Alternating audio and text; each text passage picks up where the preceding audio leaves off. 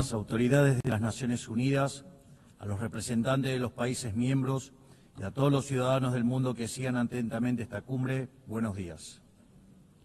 El año pasado me paré ante ustedes en esta misma asamblea y presenté una nueva orientación en política exterior para la Argentina. Sostuvimos que era imperativo un retorno a las ideas de la libertad, a los principios inmortales que sostienen la dignidad de la vida, la libertad y la propiedad de todos los individuos bajo la ley, y la necesidad de que la cooperación internacional tenga como fin precisamente asegurarlas. Sin embargo, advertí que la ONU se había alejado de su norte en las últimas décadas.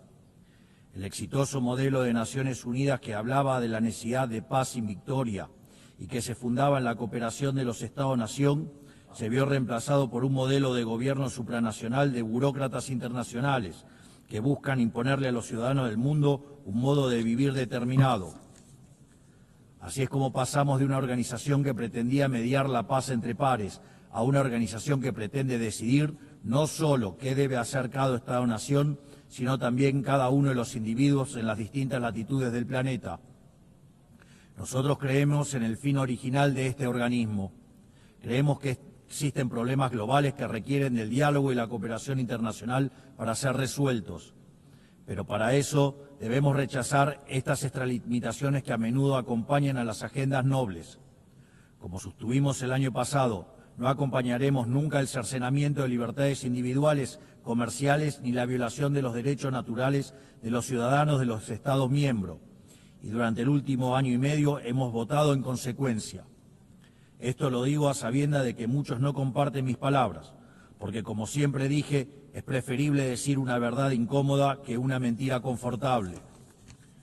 En esta línea, hoy quiero hablarles acerca de un problema específico que enfrentan todos los países modernos. Actualmente, en todo el mundo se está planteando una contradicción entre el presente y el futuro, un problema de índole política, económica y filosófica, en cuya respuesta se juega el destino de la humanidad toda. Si lo llevamos a los términos de comodidad e incomodidad que he planteado, el mundo entero parece estar estancado en el confort del presente, haciendo caso omiso a las consecuencias que esto pueda traer en el futuro. Como la incomodidad le resta voto y poder a quien lo asume, los dirigentes prefieren hacer todo lo que está a su alcance para mantener el statu quo heredado, aunque sea a costa de las consecuencias futuras. Incendian el futuro para mantener caliente el presente. Así, los estados contemporáneos han entrado en una dinámica muy compleja de revertir, en la que los incentivos tanto de la población como de los políticos apuntan a privilegiar el repartir la riqueza de hoy por sobre generar la riqueza de mañana. En todo momento, los tomadores de decisiones tienen frente a sí la decisión de o bien preservar el legado que les fue encomendado o bien destruirlo. Este legado puede ser riqueza acumulada, capacidad productiva, leyes o cualquier cosa que haga el bien común. Por lo general, si incineran su legado, si optan por la comodidad, tendrán grandes beneficios presentes, pero sufriendo costos futuros aún mayores. Si yo dispongo de un ahorro hoy, lo pierdo para mañana. Si lo mantienen por el otro lado, preservan el crecimiento y la prosperidad, tanto de sí mismos como de las generaciones futuras. Es decir, es necesario encontrar un equilibrio para que el pan de hoy no signifique hambre para mañana y así poder garantizar un incremento sostenido del bienestar, algo que los economistas llamamos crecimiento económico. Dicho crecimiento a veces se podrá sentir lento y a veces podrá verse frenado momentáneamente porque el progreso nunca es lineal. Pero es precisamente con su consistencia a largo plazo lo que ha revolucionado sistemáticamente el mundo y ha sacado a miles de millones de la pobreza. La diferencia entre crecer 0 y crecer 2% a largo plazo es la diferencia entre el estancamiento y la prosperidad. Los argentinos sabemos mucho del tema, siendo el único país de la región que no creció en los últimos 15 años.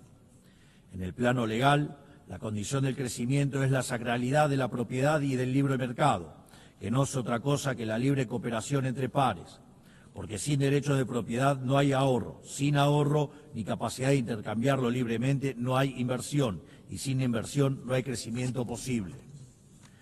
Pero no está en el interés individual del político respetar estos principios. porque es precisamente en el agrandamiento del Estado a costa de las libertades de ciudadanos donde el político gana poder. Es así que para el político siempre será redituable sacrificar el futuro en el altar del presente, porque consumir el capital acumulado genera bienestar momentáneo y ese bienestar momentáneo genera votos. Pero a cambio está sacrificando un futuro de mayor crecimiento, haciendo que la riqueza acumulada sea cada vez menor en el tiempo. La mayor manifestación de ello es aquellos países que muestran una orgía de aumento de gasto público, ya que el Estado no crea riqueza, sino que la roba, sino que la destruye.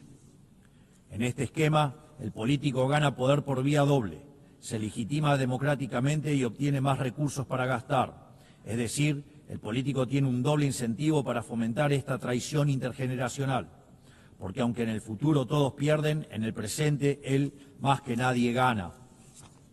Y en este sentido, si un hombre grande es aquel que siembra árboles cuya sombra sabe que nunca disfrutará, aquel que tala los árboles que otros sembraron para así construir su silla de poder, es un hombre miserable, en definitiva, es un hombre despreciable. Este es el gran mal y la gran trampa a la que casi todas las naciones están de a poco sucumbiendo, porque cuando este proceso se lleva adelante, el crecimiento se estanca, y cuando el crecimiento se estanca, la demanda de redistribución se recrudece. Entonces el político populista grita con más fuerza, apelando a la envidia y al resentimiento. El final de este proceso es ver jóvenes desamparados, sofocados por el peso de un Estado que saben que solo está allí para explotarlos. Lamentablemente, las medidas de expansión fiscal, la expansión monetaria y la expansión del poder estatal por sobre el de los individuos conforman un patrón que se está repitiendo en todos los países, sobre todo en aquellos que componen el mundo libre. Pero el problema no es solo de política económica. Lo vemos también cuando se viola la igualdad ante la ley o se abren las puertas de forma indiscriminada a la inmigración por razones políticas. Contrariamente a lo que es la inmigración, en este caso se trataría de invasión. Y los organismos de cooperación internacional, de los cuales esta organización forma parte, tampoco son ajenos a este problema. Con el correr de los años, esta organización ha ido adquiriendo funciones ajenas a su espíritu fundacional. Ha ido creando capa sobre capa de organismos, agencias y programas hasta alcanzar una hipertrofia de administraciones que son poco efectivas a la hora de resolver los problemas para los cuales fueron creadas. Así, se engrosan las responsabilidades de la ONU, se engrosan los aportes recibidos por parte de las naciones miembros y se redujeron los resultados palpables que esta organización tenía para ofrecerle al mundo. A este cóctel de incentivos cruzados se le suma que, a diferencia de los primeros mandatarios nacionales, las organizaciones internacionales nadie rinde verdaderamente cuentas por fallar en la resolución de un problema. Esta contradicción entre grandes objetivos y resultados magros ha generado una erosión del prestigio de esta casa y de otras. Sin ir más lejos, los malos resultados de la Agenda 2030 dan testimonio de esto que describo. Lo que persiste en la práctica es un ciclo de estructuras que se reciclan, recursos que se multiplican y metas que se reprograman. Por esta razón, la Argentina decidió en su momento apartarse de este proceso, porque veíamos en esta agenda un malgasto de recursos escasos, con fines que no compartíamos y con el efecto de distraer la atención de las dificultades reales de un mundo encaminado al estancamiento. Es mi deber advertir contra este mal porque en Argentina lo vivimos hasta su consecuencia natural. Llegamos al fin del cómodo camino al que conduce desentenderse el futuro, o sea que venimos de un futuro que para ustedes aún no ha terminado de llegar. Y quiero decirles que están a tiempo de evitarlo, porque ninguna sociedad puede sobrevivir si incendia el futuro para calentar el presente. En mi país hemos aprendido por las malas una lección muy valiosa. Durante décadas se hipotecaron flujos futuros en función de repartir stock en el presente. En 2023 llegamos finalmente al largo plazo de 100 años consecutivos de hacer las cosas mal, de pasar la cuenta de mano en mano hasta que no quedó quien la pague. Y todo eso, sumado a lo que les conté previamente, terminó quebrando a nuestro Estado. Producto de esa implosión, durante el último año y medio tuvimos la gigante tarea de administrar la escasez extrema. Y hoy estamos por primera vez en décadas haciendo lo que hay que hacer para que el futuro sea mejor. para lo cual la única fórmula es hacer lo contrario a lo que se hizo en el pasado. A esto se le contrapone el resto de la política, que nos demanda hacer lo mismo que hacían ellos y que también nos arrastró hacia la decadencia, hipotecar el futuro para satisfacer demandas presentes. Ellos quieren que apliquemos lo que hicieron 1000 veces y nos trajo hasta aquí, pero quiero dejarles en claro que Argentina hoy tiene un gobierno que decidió emprender el camino correcto, aunque sea el más difícil, porque la prosperidad y el progreso de nuestro pueblo no puede postergarse más. No somos, sin embargo, los únicos que estamos tomando las decisiones difíciles que este momento histórico demanda. El presidente Trump en Estados Unidos también entiende que es el momento de revertir una dinámica que estaba llevando a Estados Unidos a una catástrofe. Y sabemos que una catástrofe en Estados Unidos es una catástrofe global. Su férrea y exitosa política en términos de ponerle un freno a la inmigración ilegal lo deja más que claro. Entiende que debe hacer lo necesario, aunque a muchos no les guste, antes de que sea demasiado tarde. En otros países, por ejemplo, ya es demasiado tarde para esta decisión. No solo eso, sino que también está llevando adelante una reestructuración sin precedentes de los términos del comercio internacional, una tarea de magnitudes titánicas que hacen al corazón del sistema económico global, porque este sistema estaba depredando el corazón industrial de su país y sumiéndolo en una crisis de deuda sin parangón. Más aún, está llevando adelante una limpieza de la captura institucional del Estado americano, porque en el mismo se habían infiltrado facciones de izquierda que atentaban contra cualquier programa de reforma por más necesario que fuera. Este tipo de desafíos que tanto el presidente Trump como yo estamos abordando tienen un denominador común que todos los países del mundo e incluso las organizaciones supranacionales deben enfrentar. Deben encontrar la manera de recuperar un interés por el futuro y no sucumbir a la tentación de solo atender el presente. Esto es algo que las grandes naciones de Occidente durante mucho tiempo practicaron y necesitamos recuperar. Hace falta volver a las bases. Debemos recuperar una noción de lo prioritario, acompañado por recuperar una noción de hacer lo difícil y correcto por sobre lo fácil y cómodo. Tal como dije anteriormente, esto también es cierto para los distintos organismos internacionales que han sido incorporando gradualmente este accionar en su ecosistema. Creo que hablo por todos al decir que nos gustaría que la ONU lidere este cambio de paradigma, regresando a las bases que la han convertido en la gran organización que supo ser en el pasado. Por eso, quisiera humildemente poner a disposición de esta Asamblea 4 principios que creemos pueden ser útiles para seguir en pos de este objetivo. 1. Principio del mandato esencial. La misión central de la ONU es preservar la paz y la seguridad internacional. Todo lo demás debe concebirse como complementario a ese fin.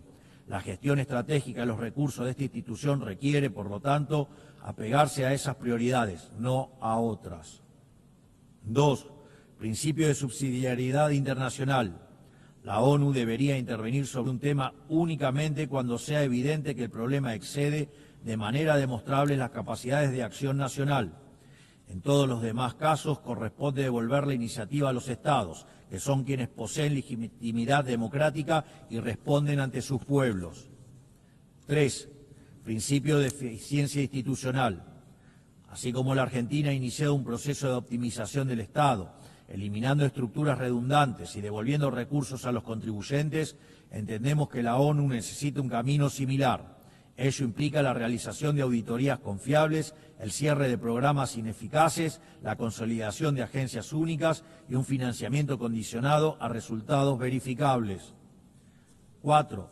Principio de simplificación y racionalización normativa. La paz no es solo ausencia de conflicto, requiere sociedades prósperas. La cooperación internacional no debe transformarse en un obstáculo para el crecimiento económico y la generación de oportunidades. Por ello, solo debemos apoyar iniciativas que no restrinjan la capacidad de los Estados de liberar sus fuerzas productivas, atraer inversión y fomentar el comercio, que son el camino más exitoso para reducir la pobreza. Creemos que estos 4 principios serían grandes valores para reencauzar esta organización, para que así pueda perdurar y traer resultados palpables en el tiempo. Para finalizar, quiero recordar 4 cuestiones sensibles y de vital importancia para la República Argentina. En primer lugar, quiero reiterar nuestro reclamo legítimo e irrenunciable sobre la soberanía de las Islas Malvinas, Georgias del Sur, Sandwich del Sur y los espacios marítimos circundantes que permanecen ocupados ilegalmente. A pesar de los 80 años que pasaron desde la creación de esta organización, situaciones coloniales como esta siguen sin ser resueltas. Por lo que invitamos al Reino Unido a reanudar las negociaciones bilaterales, de conformidad con la resolución 2065 de esta misma Asamblea General, junto con todas las resoluciones posteriores que la acompañan. En segundo lugar, quiero manifestar nuevamente mi repudio a las expresiones de violencia fundamentalista que aún existen y se propagan por el mundo. En Argentina ya sufrimos este horror con los ataques de la Embajada de Israel y la AMIA en los años 1992 y 1994 respectivamente. Por eso instamos a la comunidad internacional a fortalecer la cooperación jurídica para garantizar que las circulares rojas de Interpol sean respetadas y que los responsables de dichas atrocidades puedan comparecer ante la justicia, ayudándonos a terminar de cicatrizar esta dolorosa herida en la historia de nuestro país. Tercero, estamos asistiendo a una escalada inadmisible en la violencia política por parte de la izquierda a nivel global, violencia que en Argentina conocemos muy bien. Es inadmisible recurrir a la fuerza allí donde las razones fallan. Por eso repudiamos enfáticamente estos procedimientos que atentan contra las normas básicas de convivencia democrática. Cuarto, la situación del ciudadano argentino Nahuel Gallo, secuestrado y detenido de manera arbitraria en Venezuela sin imputación, sin asistencia legal ni consular. En palabras simples, una desaparición forzosa. Exigimos al gobierno de Venezuela su inmediata liberación y hacemos un llamado a la comunidad internacional para que acompañe este reclamo legítimo en defensa de los principios más básicos del derecho internacional y de la dignidad humana. Finalmente, reiteramos nuestra exigencia de liberación inmediata de los rehenes que aún permanecen cautivos en Gaza. Finalmente, que Dios bendiga al mundo libre, que las fuerzas del cielo nos acompañen. Muchas gracias a todos.